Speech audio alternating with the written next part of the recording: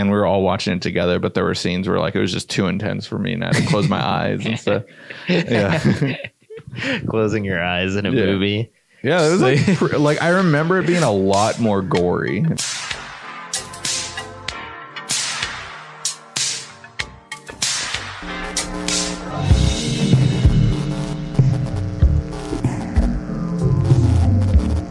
What's up, YouTube? Welcome to another episode of Direct to Dumpster. My name is James. And my name's Blaze. This week we are checking out the 1995 thriller directed by Frank Marshall, Congo. Starring Laura Linney, Tim Curry, Dylan Walsh, and Ernie Hudson. From the best-selling novel by the author of Jurassic Park. The myth of the killer ape is true.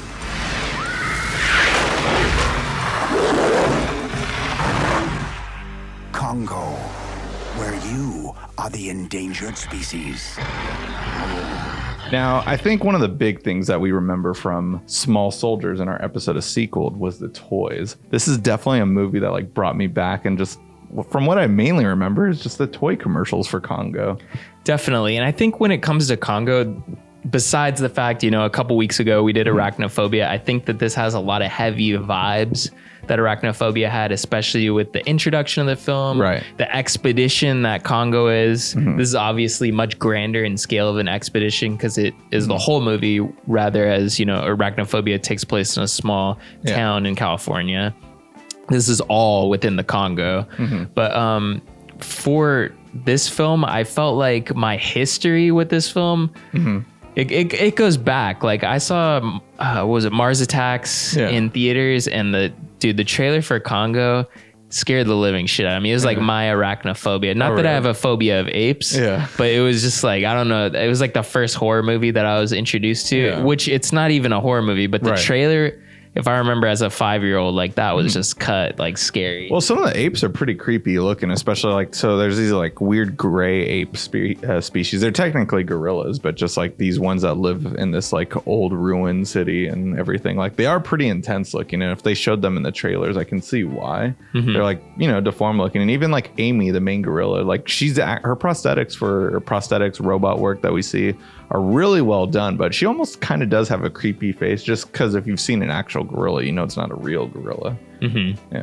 Yeah. So one of the things about this movie, also, you're mentioning the toy commercials and being, you know, a young impressionable child.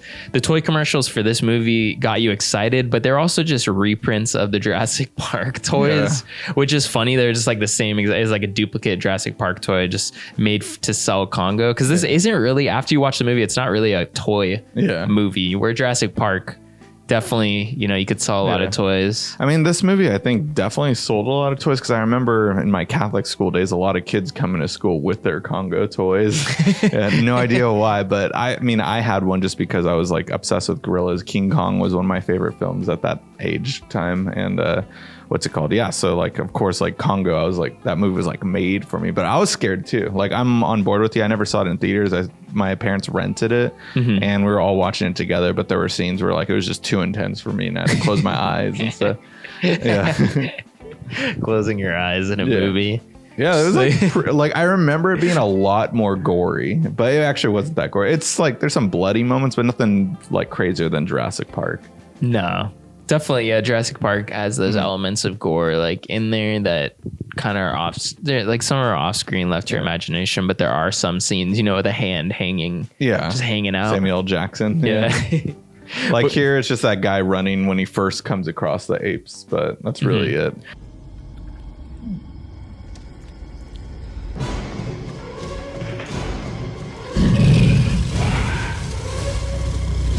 So getting to like the movie, I feel like this is kind of where Frank Marshall almost takes everything he learned in the creation of Arachnophobia, you know, how to make this popcorn classic that could kind of appeal to, you know, a wide fan base, like, or just, movie going audience mainly. Like a movie for families, but also has a little bit of everything, has comedy, has action, adventure.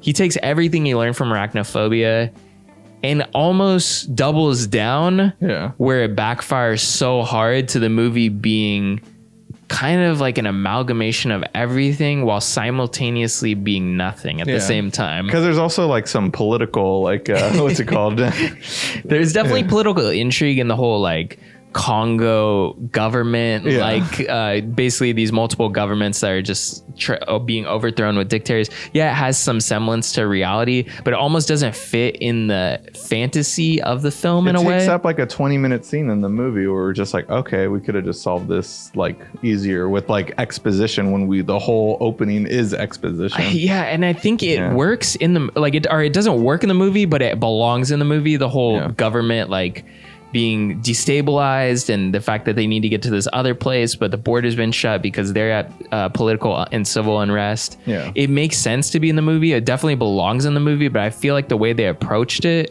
was just a bit more confusing than it needed to be. Maybe they should have just snuck past some guards or something than to enter a plane, and the plane being shot down by heat-seeking missiles from guerrilla fighters, not actual guerrillas, but just guerrilla warfare.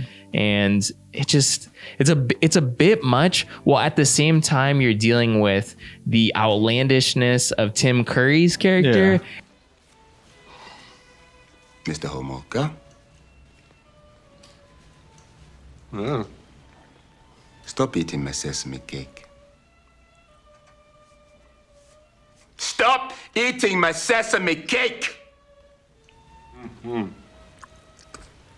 And then the film noir aspects of Ernie Hudson's character, because Ernie Hudson is like this fast talking, like film noir character who's constantly making references to him being, a black man, but kind of like playing this white character in a way, which I felt like was definitely, forward moving, but at the same time, he just doesn't fit in the movie. Like, I love Ernie Hudson as an actor. I think he's amazing. I don't think he did a bad job in this. I just felt like the script I think a lot of the problems that I have with this movie comes down to the script.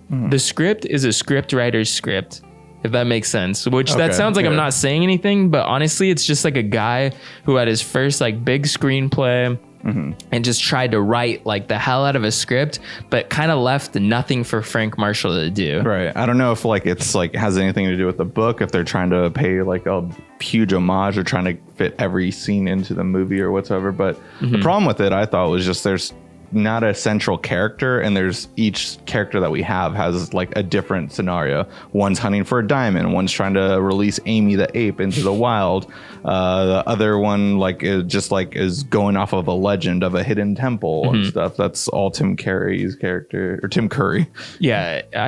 I thought Jim Carrey's character was Jim Carrey. I'm just kidding. I thought, Tim Curry's character is just, it's almost too much. I like that everyone has their ulterior motives, but it's just almost not enough for them to all be at the same place and not questioning each other's ulterior motives. Like, the only person that's questioning them is Ernie Hudson's character, but yet no one even like takes Ernie Hudson seriously enough. They're just like, oh, it's fine. Like, we have the money to be here. We're trying to return Amy back to the wild. Which in all senses, like any scientist would know that this is a horrible idea. Right. Yeah. Like this could destabilize an ecosystem, and an ecosystem as precious as like the Congo or Virunga. It just doesn't make sense to like put everything at risk by returning Amy back to the wild for what? Right. Yeah. Like, and Amy is heavily based on Coco, but they would have never returned Coco back to wild because it's just not where that might be where her species belongs. Right. Yeah. But Amy doesn't really mean that belong. They're going to be able to survive. Amy doesn't belong there. Yeah. Well, she was raised there and was kidnapped, so that's just going to show. But yeah. I think even though it's a completely different movie, Mighty Joe Young did the ape thing better a few years later. Yeah, and it definitely has that same vibe. I think we were even mentioning like, oh, did they use that animatronic from Mighty Joe Young? Because there's definitely some gorilla animatronics in this movie, or costumes, I guess. It's the silverback that like Amy meets in the wild, where I'm just like, that looks just like Mighty Joe Young, even though it's like, in the movie magic makes him look 20 feet bigger. It might not be Mighty Joe Young. I think it's actually Zookeeper I'm thinking of. when Kevin James and Joe Rogan get high with that gorilla, like, I think that's what I'm thinking of. Joe Rogan's in the Zookeeper? Yeah, he's like the guard. He's like a security. He's a bike cop at a zoo, I think, if I remember correctly. Right on. It's definitely worth watching if you haven't seen it. Yeah. Well, speaking of other movies, I mean, not that like Mighty Joe Young has to do anything. I just feel the need to bring up Bruce Campbell. Just awesome to see him, and he's just playing Ash. Like he's always playing the same kind of character. Well, that might just be him. Yeah. I don't know, is he really playing Ash? No, you're right. I think Ash is just him. You're right. So the funny thing is Bruce Campbell actually auditioned for Dylan Walsh's character, but he only got this, this intro kind of hook scene. So only in it for about 10, maybe 5 to 10 minutes. But Frank Marshall is good at mixing his comedy into these kind of darker elements, as we saw in Arachnophobia. It doesn't fire on any cylinders in Congo. The problem I think here was just not having a main character that was likable and just not having that character development. Because how do you go from an awesome Jeff Daniels character, a fun side character with John Goodman, and you're like, wow, this is what is going on in Congo?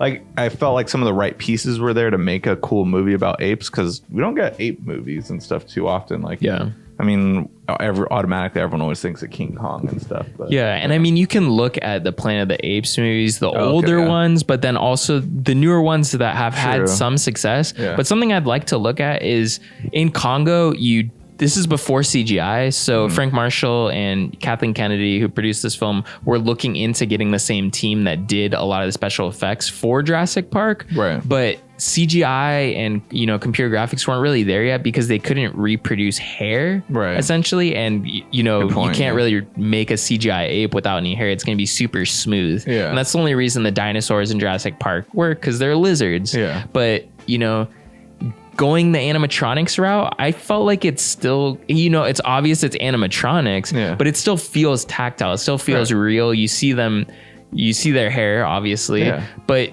how do you feel versus something like this? You can't obviously compare them because there's at least 20 years in between, but Congo versus, something like Dawn of the Rise of the Planet of the Apes. Right. Well, the thing was, that was revolutionary at its time, but if you watch it now, you're just like, the CGI is not that great. It's just CGI is just going to keep getting improved, and it's the same thing with this, but at least it's actually there. So it does, it's real, essentially.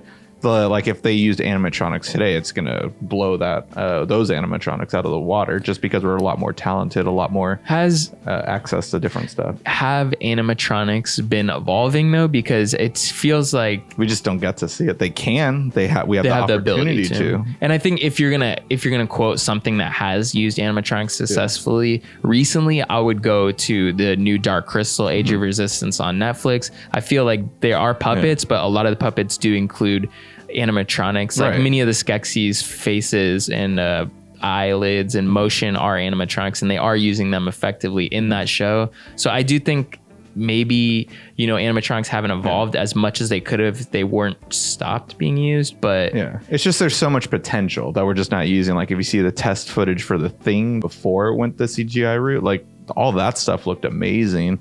And then the perfect example is Mad Max. Like stunt work, has just like enhanced. Like it's just like there's a lot more talent out there. Like things can have the opportunity to be a lot safer. You can get away with a lot more with new technology, but just no one's pushing the boundaries. Just because CGI in the end is what everyone knows. And I think when it comes to it, thinking about special effects and more practical effects, the people that when they get the chance to finally do those, because so often we do rely on CGI and overabundance of CGI. When the people get a chance and these masters get a chance to actually do them, the passion and labor of love is really there to go above and beyond and make them truly incredible, like something like Mad Max Fury Road. Thanks for watching. We always appreciate the support, and the best way to support the show is by clicking the Amazon affiliate link in the description below and checking out Congo. And after you do that, leave us a comment and let us know what you thought about the movie. Also, best way to stay up to date with us is by subscribing and hitting that notification bell.